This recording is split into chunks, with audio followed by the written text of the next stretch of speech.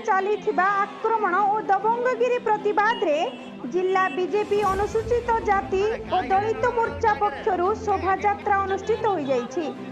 जिलापालक माध्यम जिलापालक उद्देश्य रे दाबीपत्र दिया जाइछि।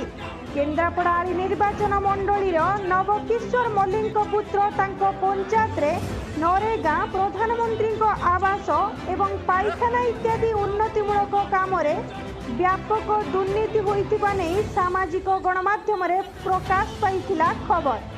एथिरे उत्क्षिप्त होई स्थानीय सरपंच तांकर समर्थकंक सह तांको परिवार लोकंकु करिथिले गुरुतर भावे आक्रमण। एने थाना रे अभियोग होइतिबा सत्ते मध्य कौनसी कार्यानुष्ठान पुलिस पक्षरु ग्रहण करा जाय नाही। सेपटे नाउगाँ रे मध्य दलित महिला मानकु बीजेडी कर्मी आक्रमण करने सह सेपटे नाउगाँ रे मध्य दलित महिला मानकु बीजेडी कर्मी आक्रमण करने सह संविधानर प्रणेता बाबा साहेब आंबेडकर फोटो मध्य तले पकाई दला चकटा करथिले, जहाँकि तांको प्रति घोर असम्मान देखिबाकु मिलिथिला। सेठारे मध्य पुलिस नीरवद्रष्टा साजुथिबा बेले एपटे काहारी उपरे कार्यानुष्ठान पुलिस पक्षरु निया जाउ नाही। एहार प्रतिवाद रे भारतीय जनता पार्टी अनुसूचित जाति मोर्चा पक्षरु घटनार तीव्र निंदा करी तुरंत कार्यानुष्ठान दाबी करा जाइछि।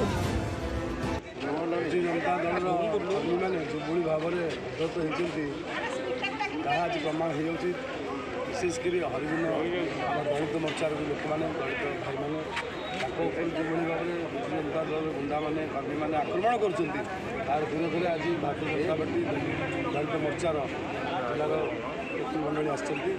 जिलार प्रतिनिधिमंडली आदि बंद न कर सरकार व्यापक हम ये पूरा साई साई गली गली गाँ गाँ पंचायत पंचायत जाए आंदोलन पहुँचू आहरी दुर्बार रूपे आंदोलन बढ़ प्रति गाँव दलित लोक मैंने महिला मैंने युवक मैंने राजरास्ता को आसिक आहरी गुरुतर सह नेबे।